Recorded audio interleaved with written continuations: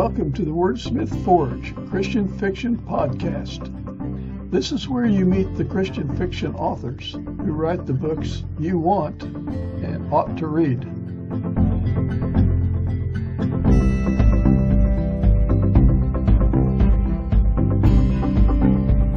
Well, thank you, Vaughn, so much for joining us on the Wordsmith Forge Podcast. Would you mind just giving our viewers an introduction of yourself? Thank you, Mike. Thank you for having me on your podcast. It's a privilege to connect with you all the way from South Africa. And so I've recently just launched or released The Degradation, which was in November last year. And it was quite a rough ride.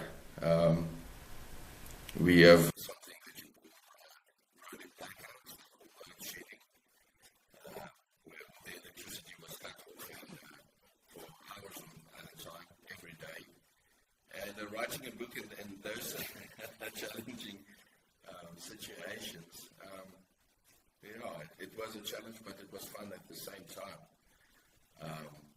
I'm turning 44 now, and I think for me, it's life experiences which are incorporated into the book, my own personal experiences, which in the end I didn't want to give through to the reader as autobiography or any such, but I wanted the readers to actually connect with the book, because a lot of experiences that I have had throughout my life, a lot of people went through, and I wanted to make that something special, where the reader can actually, through the character, see themselves in his situation, and then also the way that he grows throughout the storyline. Before we get too deep into the book, could you share a little bit more about yourself? If you don't mind, talk a little bit about your walk with Christ. When did you first become a believer? So I was at the age of 7. Actually, our neighbors, they went to church. I didn't grow up in a Christian household, which is strange enough because my mother used to read out of the children's Bible for me every night. Oh, and it got to a stage where she even allowed me to choose which Bible story was my favorite, which I wanted to hear before going to bed. And my favorite was always about Stephen, the first martyr. Yeah. And eventually our neighbors, they went to church. I used to play with my neighbors, their children. They had 4, and they invited me to church. And so from there I went to church, and then we joined the Full Gospel Church and got baptized. And from there on, it was a beautiful walk with Christ. My father actually had an absent father. It was always work and not much time for his children or his wife even.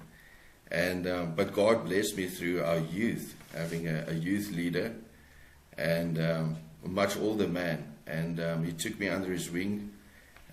He personally always wanted a son. And there was a beautiful relationship that grew out of that.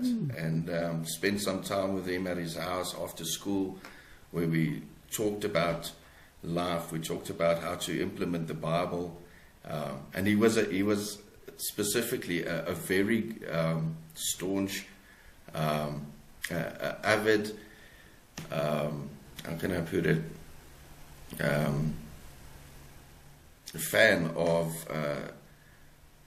Smith Wigglesworth, as well as Finis Jennings Dake, who wrote God's Plan for Man. And through that, we really connected, and that was really amazing and privileged enough to have that spiritual father in my life. Yes, I can see that would be amazing, I think. So you live in South Africa, which to me is just, it kind of blows my mind that we can just sit here and and communicate. The toughest part was figuring out, okay, what time is it in South Africa? But, there's other things that make our life a little easier to figure out, like our smartphones and things like that. But having never been to Africa or South Africa, we have all kinds of poor ideas of what it's like there. But do you have some place in God's creation, maybe 15, 20 minutes from where you live, where you go to kind of recharge your battery or just refresh yourself? A favorite park or? For me, I don't necessarily go into nature. Wherever I am, especially if I'm at work, something will grab my attention, and then just pray it through right there and then. I'm currently working on a farm, which is actually a company, so I do the sales for potatoes. We've got cattle. We've also got trees which we cut down and then use for pulp, etc. Mm-hmm. But my role is mostly down at the depot, and unfortunately, I don't knock off at 5 necessarily.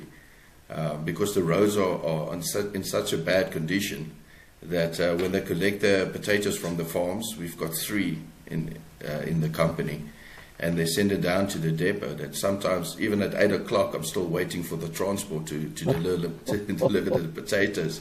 So in that sense, that is why sometimes even after everyone's gone home, I sit in my little office at the depot and then just spend some time with God. So there's not necessarily a place where I go to. It's just fitting it in and then living it. Even weekends. It's a place where you are. That's right. Not where you go to. It's just where you are. And that's right. I think a lot of us are that way. We have to take advantage of a quiet time wherever we are to just refresh ourselves. Kind of an interesting question that I ask all of my guests is, what are 3 of your favorite movies? Wow, 3 of my favorite movies. Yeah, it's not a trick question, but I would have a hard time coming up with them right off the bat for myself. I would definitely say The Godfather is one of my favorite movies. I won't stop you on that, but The Godfather kind of gives us an idea that enjoy watching if they're in that venue. I noticed that just self-published bundle. So is there something other than this book that you've written? I've actually written a few poems and so on. There was a time in my life where things really got, difficult. When you're a follower of God, not everything always works out as planned, and there's a lot of times when God takes you through situations to reveal more of yourself in the areas that you actually think you're okay in, when in actual fact you're not really, and. So for me, it was finding the right job, as you said previously in our little discussion ahead of before time. Right. There's quite a few things that I did, and if you go through it, it seems like I don't stick to one thing. I jump a bit around, but in actual fact, I used to work for this one company. And unfortunately, they did certain things under the table, and they expected me to do that as well, and then put my signature on it. And for me, that's simply just a no-go.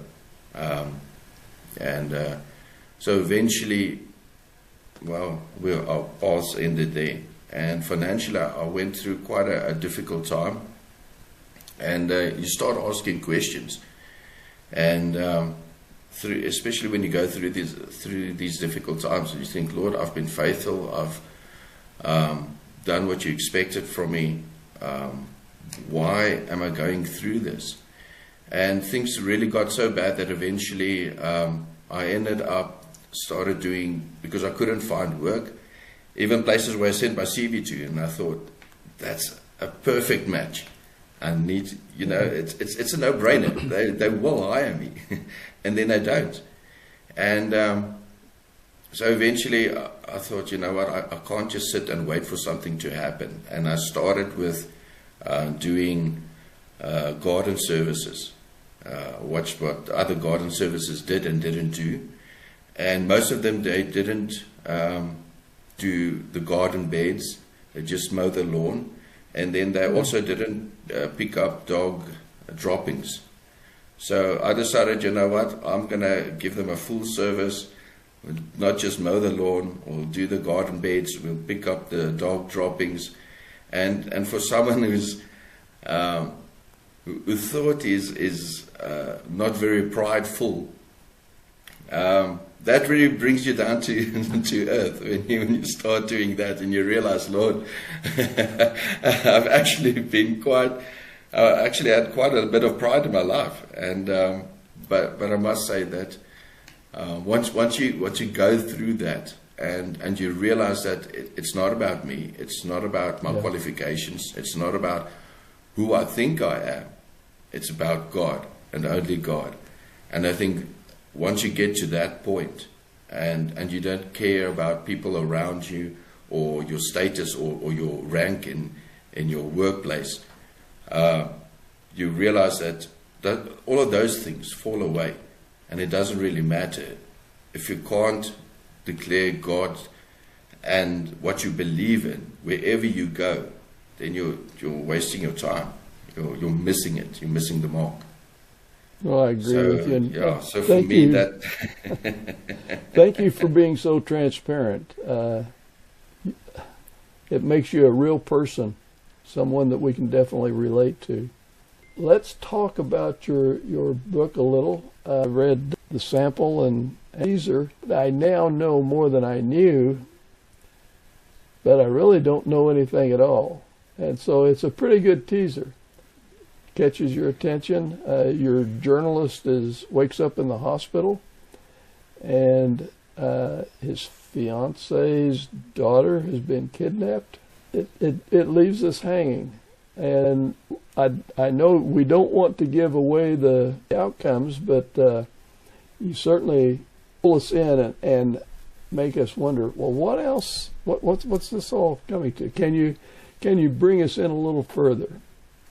The book is the main character is a investigative journalist, and the reason I've chosen him is because in South Africa we've currently got a lot of political killings, and journalists who've actually been silenced through murder. We've got a lot of those things happening, and unfortunately the news agencies, that they don't put a lot of focus on the people who brings out these and delves up all of these things that's going on in South Africa currently. So that's where I just wanted to bring the focus back to what is currently happening in not in South Africa necessarily, but the world. Right. Regarding his fiancée, whose daughter's been kidnapped, that is also from personal experience, from someone that I know who's close to me, who that has happened to. And I thought bringing that in a fictionalized way, not wanting them to be victimized, or especially with the situation with their daughter. So a lot of the things that I do write actually is from personal experience that I bring into this fictional character, and throughout the book, he goes on a journey basically, and for me it's about our journey, the reader's journey, as they go through life, experiencing what they're experiencing, and then also how do you experience life currently, and then translate it to your belief. So the character actually goes through everything, trying to figure out the package that he receives, because there's the mysterious package, and in this package, he reflects back on the previous packages that he received, and he brings back all these memories of certain figures high up in the government, who actually wants to quiet him by sending him body parts, like a tongue, for instance, as they say in the book. Yeah. And so, in the end, it is not what he thought it is, but it actually reflects on the history, his personal history, and that of his family. So it takes him through. So you get to know the character, part of his personality, why he is the way he is, the way that he thinks. And then in chapter 2, we jump to another character, which also forms part of where they are. But his background is totally different. But it also reflects, in a way, the belief system, and that which we currently experience in a Western world, and how you amalgamate being a Westerner and Christianity, and it puts these two thoughts on opposite sides and compares that to our reaction.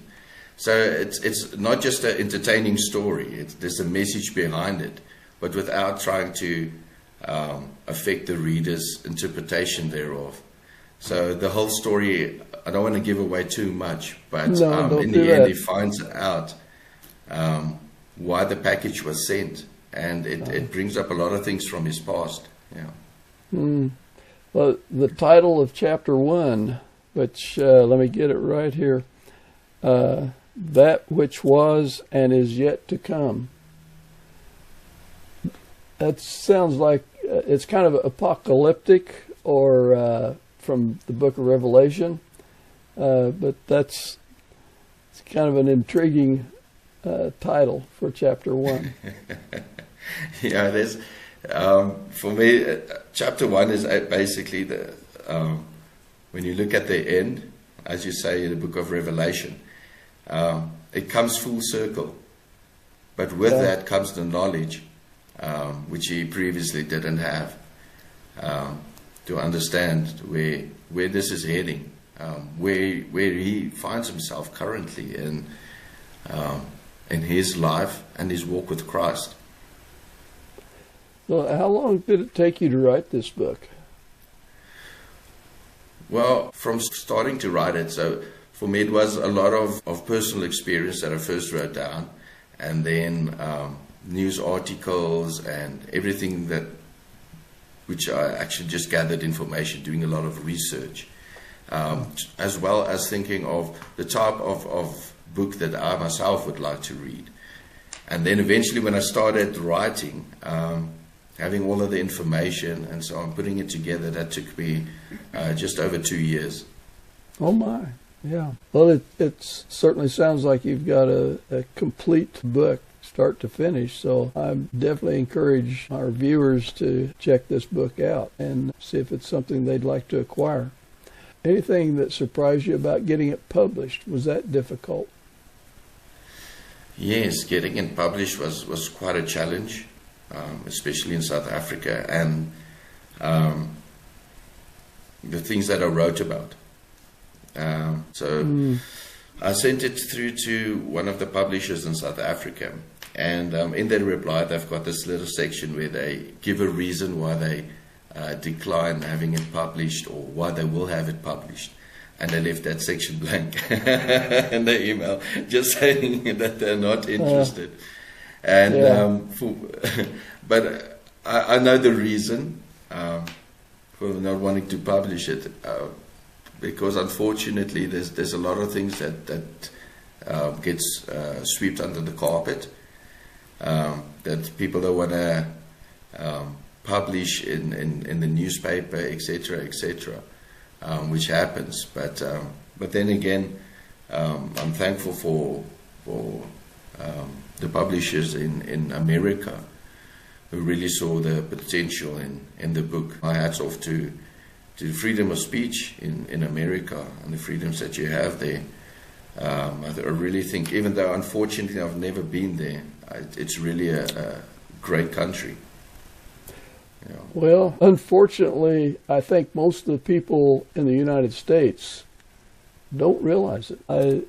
Anyway, I certainly appreciate the position you've put yourself in, and it's obvious that you have some experiences that we can all learn from.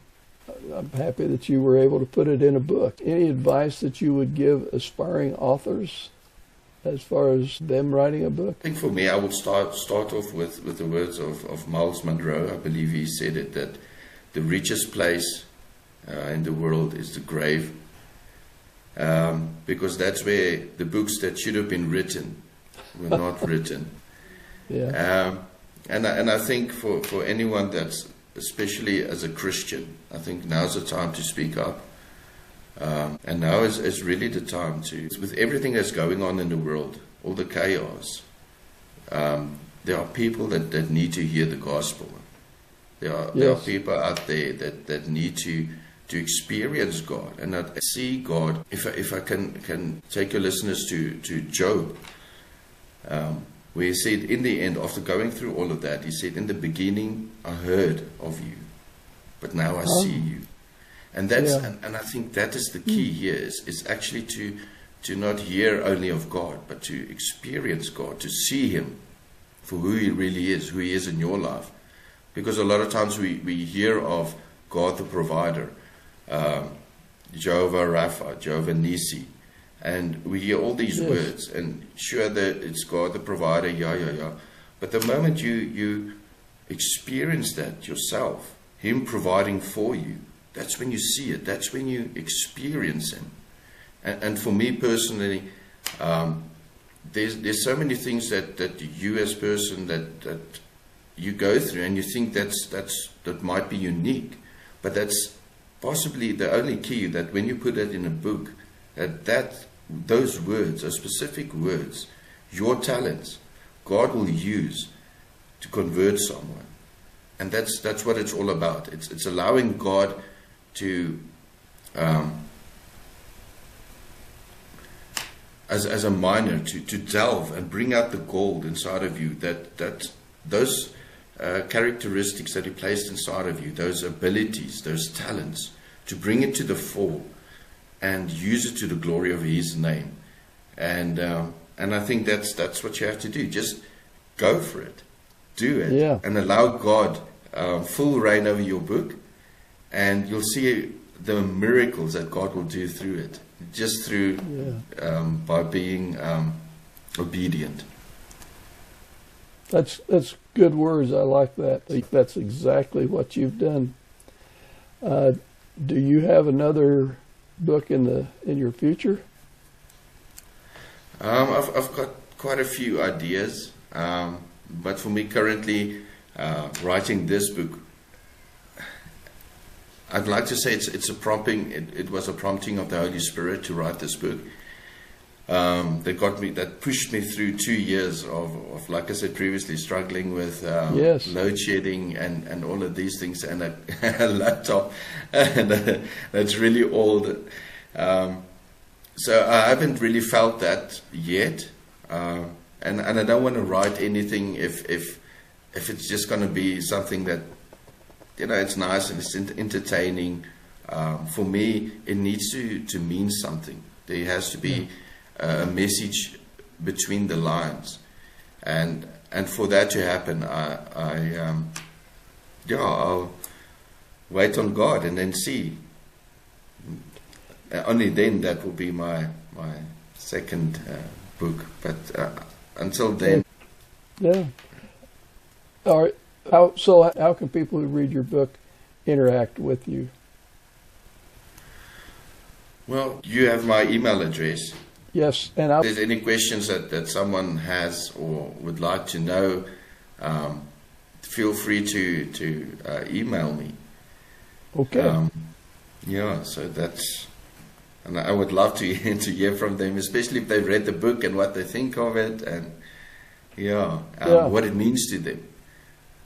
Appreciate you coming on the podcast, and I've enjoyed this time that we've spent together before we started recording, and now, could I pray for you, Vaughn? Yes, please do. Thank you. Father, we just thank you so much for the gifts that you give each one of us, and we thank you for Vaughn, who has taken that gift and applied it to a book, and we know that there are people that will read his book and benefit from it. If there's only one person, it's in your will, and your will has been done. If it's a million people, that's also your will. So we just ask that you bless Vaughn's ministry, that you carry him forward and keep him in good health and in good spirits. We give you all the praise, and we ask it in your name of Jesus Christ. Amen. I do wish you the best, and if God lays another book on you, I'm sure it'll be coming out. So thank you, Vaughn. You have a good day. It's been great. Thank you, Mike. You as well. Bye. Bye-bye. Wasn't that a great interview with Vaughn? I just finished polishing the post-production interview that we did with him a few months ago.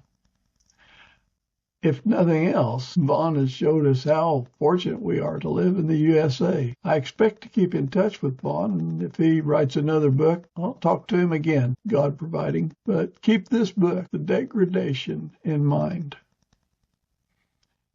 As I interview these Christian authors, I find it fascinating to hear their stories.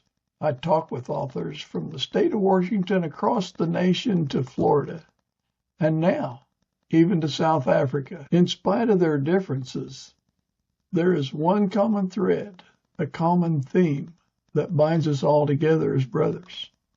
We are all coming through the Father, through Christ the Son. Well, I hope you enjoy getting to know these authors I present here on the Wordsmith Forge Christian Fiction Podcast. Please support them by taking a look at their books.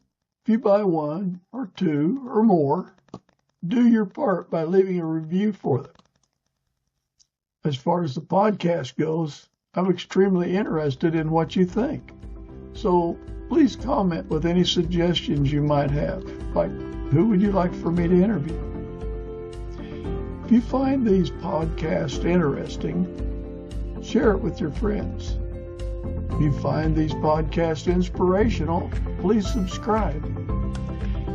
If you find them both informational and inspiring, please tell the whole wide world any way you can.